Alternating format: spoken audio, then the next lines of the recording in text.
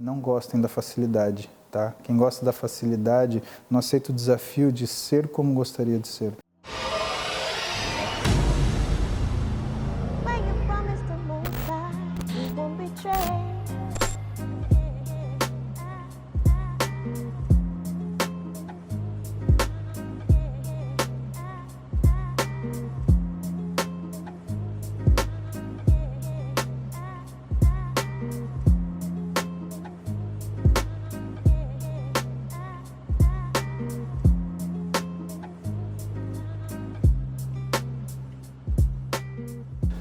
Salve, salve galera do Ferro da Malhação, sejam bem-vindos a mais um espaço aqui dedicado ao nosso culturismo, à nossa zona fitness. Hoje nada mais, nada menos que a realização de um sonho meu. Estou aqui ao lado do Dr. Paulo Musi. Muito obrigado, Dr. Sérgio. Ao Paulo. Obrigado. E pronto, é um prazer estar aqui contigo. Todo meu. Obrigado por ter dedicado esse espaço a mim e ao nosso canal todo. Esse espaço também é nosso, não é? E passa aqui já de antemão, porque eu sei que o dia foi corrido, o dia foi muito produtivo, sei que para você isso já é um hábito, não é? Felizmente. Certo, e vou aqui já de cara fazer logo a primeira pergunta que muita gente não conhece, né? Quem é Paulo Musi?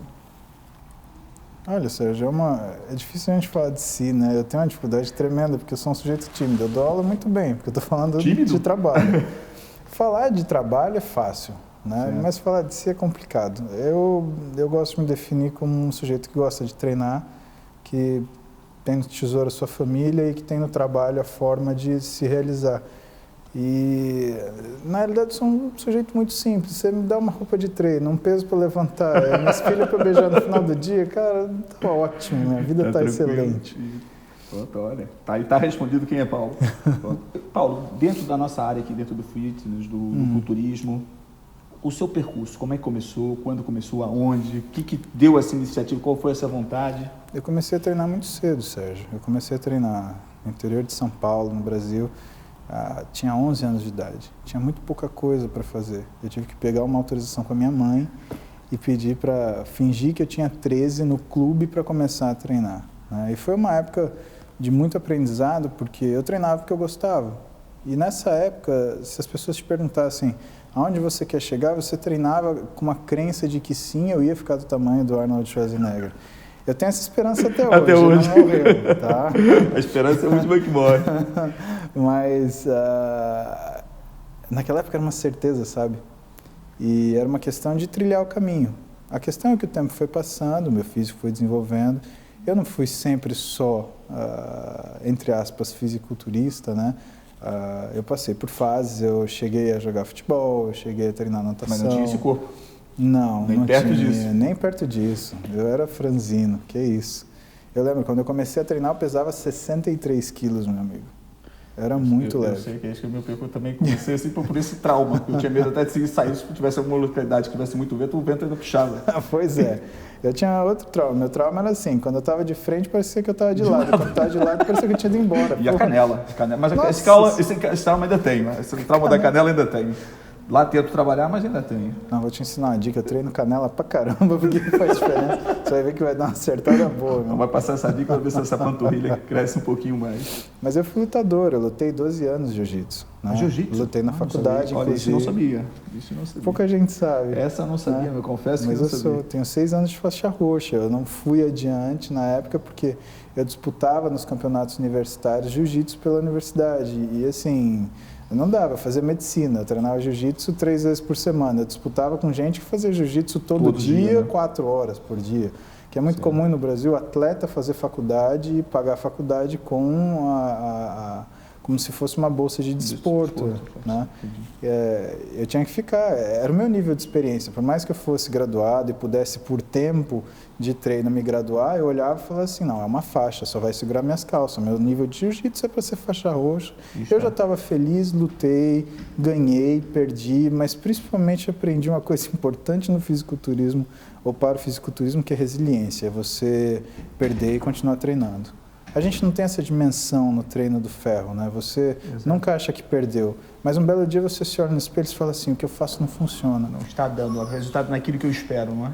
E o valor humano nessa hora é o quê? É essa hora que você tem que treinar, é essa hora que você tem que fazer o mais além daquilo que você estava fazendo.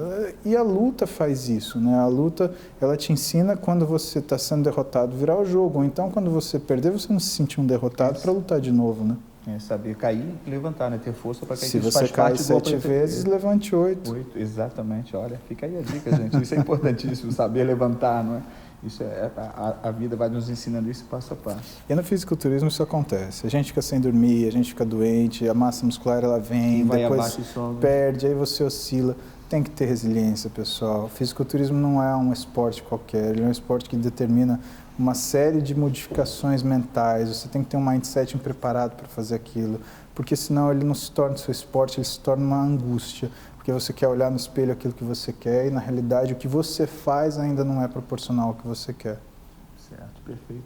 Ô Paulo, agora eu faço aqui outra pergunta que para mim até interessa também bastante. Eu tenho muitos colegas também na faculdade que fazem aquela pergunta: como é que conseguiu conciliar? Eu vejo que você é uma pessoa hiperativa também, né? Estudos, curso, jiu-jitsu que eu estou vendo, musculação.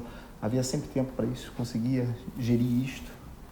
Como é? Eu acho que tempo a gente tem que dar um jeito de fazer. Eu sempre, nessa seara, eu sempre tentei ser uma pessoa organizada. Por mais que surgisse situações avessas, né, aquilo que lhe é caro, você protege. Então, se eu soubesse que eu não iria... Muito tempo eu treinei à noite. Se eu soubesse que eu não iria conseguir treinar de noite, eu acordava mais cedo e treinava de manhã. Mas aí eu treinava 4 horas da manhã. Eu já treinei o contrário, Sérgio. Quando eu disputei o Mr. Santos em 2008, o único horário que eu tinha para treinar era das 2 às 3 da manhã. Da manhã? Pois é, eu saía do hospital, fazia o meu plantão, e aí normalmente terminava mais ou menos 11h30, meia-noite, porque ortopedia, que é a matéria primária que eu fiz, porque para trabalhar com esporte eu sempre acreditei que eu precisaria saber muito bem lidar com lesão. Eu preferi começar com ortopedia, né? Então, fiz residência em ortopedia, fiz especialização em ortopedia, eu sou especialista em traumatologia esportiva, né? Que basicamente é reconstrução ligamentar e artroscopia. No fundo, que é o que arrebenta, não tem jeito, mais, né? E aí o que eu tinha era entre 1 e 2 a 3 da manhã, mas eu já tive que dormir, por exemplo, terminar o treino 3 da manhã, dormir no colchonete da área de abdominal, acordar às 4h30, ir para o hospital, tomar banho, pôr a roupa de centro cirúrgico e trabalhar. E o rendimento, meu Deus. Aí que tá. O que é melhor para tua cabeça? Deixar de fazer ou não fazer? Perfeito. Por isso que eu te falo exatamente, exato. Aí é o mindset. Eu sempre acreditei o seguinte, que se você não conseguisse fazer, isso era o limite que você poderia. Eu nunca deixei a minha cabeça desistir antes de tentar. Então, buscava perseverante nisto, né? Seja lá 10 repetições, seja lá 15, se dava para fazer mais uma, eu fazia. Se dava para encaixar mais uma atividade, eu encaixava. E depois eu dava um jeito de fazer. Para mim era minha... Sérgio, imagina chegar para você depois de...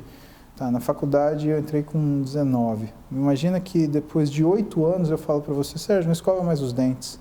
Para de pentear o seu cabelo. Não toma mais banho. Cara, o exercício é isso para mim. Eu com 11 anos eu estava acostumado a uma rotina de intensidade de treino que, assim... Eu tentava buscar os caras grandes que eu via. Então, eu treinava para ser grande, eu treinava com carga. O objetivo era aquele, era carga, peso. Exatamente. A gente não tinha orientação, tinha muito pouca orientação. Eu via os caras colocarem peso, eu colocava o máximo peso que dava. Eu via os caras levantarem, eu levantava também. Lesões, final. Eu acho que eu tive muita sorte. Né? Muita sorte. Hoje eu carrego algumas lesões, eu tenho um throwing shoulder no ombro direito, né? E um throwing shoulder é uma alteração que você tem nos tendões do ombro, onde ele começa com um bíceps deficiente, né? Então, eu tenho um tendão da cabeça longa do bíceps que é muito fininho. Tem um amigo meu que é ortopedista que ele é louco para operar. Eu falei, não, deixa que um dia ele vai arrebentar, quando ele arrebentar eu opero, eu não vou mexer isso antes. Eu também tenho ali um amigo que é doido para pegar o joelho e falar, mas deixa estar quieto para já. E eu tenho também uma tendinite de quadríceps no joelho direito, que eu manejo já há 2 anos, com o auxílio da fisioterapia, eu tenho conseguido deixá-la estável e diminuir a dor progressivamente, mas é um trabalho de muita paciência. E acaba sendo objetivo também, é divertido. Boa. Passando para a próxima agora. Aqui na Europa a gente tem, pronto, o conceito agora do fitness, do culturismo, da suplementação tem entrado relativamente há algum tempo. Eu estou aqui na Europa há 30 anos e eu começo a ver esse desenvolvimento há há 10 anos, mas o papo ser mais aberto sobre isso. E ainda há muito tabu sobre a dita suplementação, né? Os suplementos, a proteína, os aminoácidos, todos esses compostos. Uma dicasinha, isso existe, isso faz mal? Se o Paulo puder desmistificar um pouco, tirar um pouco desse tabu, eu agradeci aqui para os nossos espectadores. Então deixa eu te falar o que você perdeu nesses 30 anos que aconteceu no Brasil. Em 1992 foi o primeiro ano que surgiu suplementação baseada em whey protein no Brasil. A albumina já existe desde 1988. Tá? A gente está muito atrasado em relação aos Estados Unidos, que tem whey protein para uso comercial esportivo desde a década de 50. Opinião pessoal do Paulo: Sérgio, uma coisa que faz mal não se sustenta no mercado tanto tempo, nem vira tendência mundial. Eu que eu falo exatamente. Tá? Então eu acho que tem que ser um pouquinho menos alarmista e panfletário e olhar mais o que tem de trabalho científico. E não adianta você ser o que a gente chama de cherry picking, que é... Você já viu como colhe cereja? Porque a gente compra cereja no supermercado, bonitinha, embaladinha, né? Conservante, aquelas coisas todas que são aditivadas. Exatamente. Agora, você já viu o cara colhendo? Ele escolhe, de 10 ele pega uma. Então, tem muita gente que escolhe de 10 artigos científicos, um e ainda dá uma interpretação duvidosa. Da maneira que quer e joga fora, e cospe aquilo. Se tem dúvida, busca o que é a Sociedade Internacional de Nutrição Esportiva, o ISSN. Procura o jornal da ISSN, que é extremamente respeitado, que conta com escritores extremamente sérios. Então, José Antônio, Schoenfeld, Aragon, o próprio Stuart Phillips, né? Existe um incontável de evidências que, assim, a suplementação não só ela não faz mal, como ela é pró-saúde, ela melhora a qualidade de vida, ela melhora o desempenho atlético, mas é aquilo que a gente entende de performance, que não é simplesmente você correr 100 metros em 10 segundos, é você viver melhor aquilo que você tem. Se eu ou você, um belo dia, a gente tiver dificuldade para correr, para pegar um ônibus, é nesse caso que a suplementação ela se torna benéfica. Não te digo que é obrigatório, porque não é, e a gente não pode ser panfletário como quem fala mal. Mas como escolha, se é uma coisa que você investe na qualidade da sua vida, e eu invisto na qualidade da minha, eu faço questão de ter o meu suplemento. A ciência me dá essa tranquilidade, a experiência do meu trabalho me dá muita tranquilidade, né? E eu tenho que confiar nas pessoas que escrevem isso. Eu não sou um cientista, eu sou um leitor de artigos científicos. Né? Poxa, você lê 100, você lê 1000, depois você fala, não, é que isso faz mal. Não dá. Né? Hoje a medicina baseada em evidências é mais que uma tendência, é uma forma de trabalho. O profissional ele não tem mais como dar a opinião dele em cima daquilo que está escrito. E hoje a gente sabe que em termos de evidência, a opinião profissional especialista é nível 5. Um artigo escrito, feito de forma adequada, com uma boa metodologia, publicado é nível 1.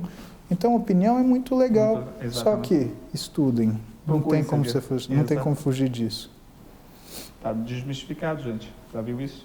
O pessoal que tem aquela ideia atrapalhada, está explicado. Vai procurar saber, vai ler, vai estudar, vai procurar. Antes de falar, procurem saber realmente o que é, do que se trata. Não é? Você pode não viver daquela forma, mas você não tem o direito de interferir negativamente da vida das pessoas com um conhecimento que, na realidade, é sua opinião e não aquilo que é a realidade. Exato. Você está assumindo um risco grande e na conta da vida da outra pessoa, que é o que é mais sério. Né? A decisão que você está tomando é por outro. Isso você não tem o direito. Está falado. E agora, uma outra perguntazinha que agora está muito em voga, acerca dessas dietas, emagrecimento, dieta cetogênica, jejum intermitente. O que tem a falar sobre isso, Paulo? Olha, Sérgio... Eu, por acaso, já ouvi. Estou esclarecido, mas gostava que transmitisse, né? A gente teve um pedaço feliz da aula hoje, né, que eu pude falar um pouquinho sobre dietas da moda. Eu acredito assim, a sociedade em termos de formação, ela sempre vai tentar criar uma saída fácil para problemas antigos e difíceis, principalmente aqueles que nós já temos a resposta e não gostamos dela, né? Não gostamos da ideia de fazer dieta. Entra numa sala, olha para as pessoas e pergunta, quem aqui quer fazer musculação? 10 pessoas vão levantar a mão. Quem quer treinar crossfit? 5 pessoas vão levantar a mão. Quem quer fazer dieta? Ninguém levanta a mão. Agora pergunta assim, quem quer emagrecer? 120 pessoas da sala querem emagrecer. Porque quer emagrecer as 100 da sala, mas as 20 que estão lá esperando em casa que elas vão falar depois. Entendeu? Então, nessa situação é que surgem essas formas que se tornam mais abordáveis ou mais aceitáveis da pessoa criar isso daí. O meu conselho é que nada na vida que vale a pena é fácil e que você fazer dieta ou fazer exercício é um processo de aprendizado como qualquer coisa que você fez na sua vida. Então faça e faça de uma vez, A gente vê hoje pessoas fazendo dieta numa questão de ganho e reganho, que passa décadas talvez engordando, emagrecendo. Se fizesse uma coisa certa uma vez, emagreceria e manteria. O que a gente sabe é que essas dietas de moda, elas criam um mindsetting. Então a pessoa, ela vive...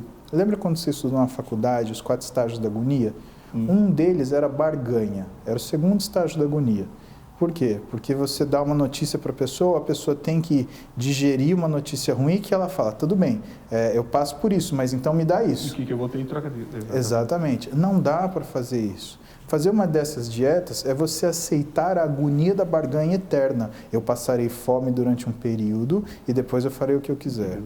Com o jejum intermitente, existe uma coisa muito curiosa, porque o fato é que o jejum ele é um corregedor, um modificador metabólico extremamente potente. E uma das coisas que ele faz é alterar o processo de saciedade e criar uma sensação de satisfação às custas de modificações hormonais, bem como modificar o processo de fome de uma forma positiva. Então, com o tempo, a pessoa ela começa a fazer o jejum intermitente, principalmente no modelo mais conhecido, que são as 16 horas de jejum por 8 horas de alimentação, né? Ele começa a ter um ajuste da fome e da saciedade dele. Tá? Então tem esse aspecto positivo. Mas o que a gente sabe? Isso demora semanas para acontecer. Então não é aquela jejum intermitente de forma conveniente. Né? Então o cara come, passa o final de semana arrebentando, ele chega segunda-feira. Agora comecei o jejum intermitente agora, exato. Aí não funciona. Certo. Eu aprendi com um amigo meu, médico, Eduardo.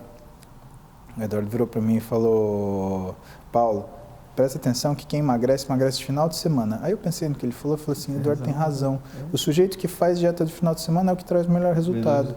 Porque durante a semana o pessoal até faz, mas como existe... Todo mundo põe o pé na jaca, vai ali e vou comer, olha, é só hoje. Exatamente. Depois durante a semana eu vou queimar, e naquele tempozinho é que faz a diferença. E de fato, você perde todo o compasso da alimentação, você altera seus níveis de insulina, você começa a sofrer para voltar na dieta depois. Quebra a rotina toda, quebra todo aquele processo. Então, acho que a maior agonia das pessoas é o final de semana. Trabalho durante a semana inteira, você vai ver, a dieta sai redonda. E o Pauloso, qual é a sua dieta? O que você faz? A minha dieta é baseada em pulse feeding, eu faço pelo menos 7 refeições por dia, 1 a cada 3 horas. Existe uma preocupação com timing, eu coloco mais carboidrato perto do meu exercício e obrigatoriamente existe carboidrato. Até 5 horas depois do meu treino e na última refeição antes de dormir. Também usa carboidrato? Sim, como eu sou um restritor de sono crônico, se eu retiro carboidrato durante a noite, toda a minha recuperação, minha qualidade de sono piora. Então, a gente tem que fazer aquilo, Sérgio, que é o que a gente deve. Se eu optar por uma dieta mais restritiva, onde eu não tenha, por exemplo, carboidrato à noite, eu vou piorar meu sono, eu vou piorar minha condição de recuperação, no outro dia eu treino pior. Então, né, a gente está até depois da qualidade de vida, que é a qualidade esportiva minha. Então, eu tenho que viver, ainda que num físico com mais gordura do que eu poderia viver, mas que ainda é satisfatório, onde eu vejo uma definição muscular que me agrada, né, e que é factível manter. Vou dar um exemplo que você vai lembrar, talvez, isso do Brasil. No Brasil, a gente tem as taxas de PVA, né, de imposto de ter carro, que são super altas. Então, você compra um carro caro, você paga praticamente o preço de um carro para possuir o seu carro, ter o direito de possuí-lo por ano. Né? Você compra lá, vamos dar um exemplo, um carro de R$1 milhão, você paga por ano R$200 mil para tê-lo, né, para o resto da sua vida, ou enquanto você o tiver. Né? Durante 15 anos, na realidade. Não, durante 25 anos você paga isso. Pensa o seguinte, pensa que o seu físico é aquilo que você pode manter. Se você falar, estou fazendo baita treino, estou treinando 2 horas por dia, estou fazendo uma dieta de ajuste preciso, você consegue viver assim? Se a resposta for sim, ótimo, invista nisso. Se isso para você for um sofrimento ou uma coisa que você vai dar uma largada e depois vai interromper, talvez não seja ideal. Talvez seja melhor você ter um crescimento, um desenvolvimento orgânico dentro de um ganho de capacidade física controlado, do que você causar um descontrole para depois gerar um desequilíbrio. Esses desequilíbrios metabólicos são ruins. Pronto, está explicado, gostei. Paulo, e agora para finalizar, não quero ocupar muito mais Imagina, tempo, agradecendo. Prazer, queria que deixasse uma palavrinha aí de motivação pessoal para quem está conhecendo agora o Paulo aqui na Europa. Teve o prazer de estar aqui na sua palestra, foi uma delícia, para mim foi brutal. Fico feliz. Esclareceu muita coisa. Deixasse então para os nossos espectadores uma mensagem. Desde já agradeço esse tempo dedicado aqui a gente. E pronto, passo a palavra a você aí, pessoal que está começando, incentivar, o que puder falar é sempre positivo. Obrigado, Sérgio. E acima eu te de tudo, agradeço. você falou que eu acho que foi fundamental, o pessoal entra no ginásio achando que vai construir um corpo ou um sonho, como você falou, quer ficar assim, assado, e acho que aquilo do dia para a noite não é. Não, é diferente. Bom, pessoal, o que eu tenho para falar para vocês... Obrigado pela oportunidade, Sérgio. O meu carinho de vocês estarem aqui acompanhando a gente é imenso e dá muita felicidade, você imagina o quanto, né? Para vocês, o que eu tenho para falar são duas coisas muito simples. A primeira delas, não gostem da facilidade, tá? Quem gosta da facilidade não aceita o desafio de ser como gostaria de ser. Isso não é em relação a absolutamente nada que esteja direcionado simplesmente para o fitness, é tudo na sua vida. É a dificuldade de você criar uma família, é a dificuldade de você criar seu filho, é a dificuldade de você ser um profissional decente, desenvolver uma carreira que seja uma carreira que te faça feliz. Mesmo que você não tenha fama, que te faça feliz, mesmo que você e que você entenda que o sucesso é uma coisa que é uma realização pessoal, é para dentro, não é para fora. As pessoas estão confundindo isso ultimamente, tá? Então tenha medo da facilidade. A facilidade, ela te acostuma, ela te abraça, ela te coloca numa situação de conforto e a única coisa que ela faz com você é que depois de algum tempo você começa a reclamar daquilo que você não conquistou e isso é ruim. Isso te diminui como pessoa, te diminui como indivíduo, tá? A segunda coisa é ame o processo. As pessoas que têm resultado no fitness são as pessoas que têm resultado na vida profissional, são as pessoas que têm resultado na vida amorosa, são as pessoas que vivem aquilo intensamente. Não adianta você chegar para mim, para o Sérgio, e falar assim, eu quero ter 50 de braço. Ou então eu quero ter uma cintura de vespa e um quadril super trabalhado e eu vou ganhar todos os campeonatos de Miss Bikini. Não é assim que funciona. Você tem que gostar da rotina, você tem que gostar de levantar o peso, você tem que gostar de resistir ao peso, à sensação de fadiga que ele causa. Você tem que gostar de chegar e comer o que você tem que comer, da logística, da ciência, você tem que gostar de se perceber, você tem que gostar de você e gostar de você quando você faz isso. Sentir orgulho de quem você é na realização. Porque, pessoal, tudo na vida é viagem, isso daqui é viagem, não é a chegada. Nós todos, a gente vai para o mesmo lugar, galera. Então, o que a gente tem que prestar atenção? O que você está fazendo agora é o que faz diferença. Se apaixone pelo que você tem que fazer. Esse é o único resultado de sucesso. Aí, quem sabe, você vai olhar para você e falar, nossa, eu estou um dia assim. Um belo dia eu acordei e tinha 54 de circunferência de bíceps e falei assim, eu queria chegar no Schwarzenegger em 1980, ele tinha 55,5. Por mais que eu tenha 40 anos de idade, eu estou perto. Isso quer dizer que você também. Palavras para quê? Não tenho nem o que falar. Brutal. Paulo, muito obrigado mesmo. Foi um prazer. Sérgio, até uma próxima, se Deus quiser. Se Deus quiser. É isso aí. Lembrando sempre, pessoal, que camarão que dorme, a onda leva, e macaco gordo só quebra galho. Grande abraço, mais uma vez. Galera, até mais, até a próxima. Com Deus e até a próxima. Fui. Caramba, meu, essa foi bonita, hein? Caceta. Gostou? Imagina.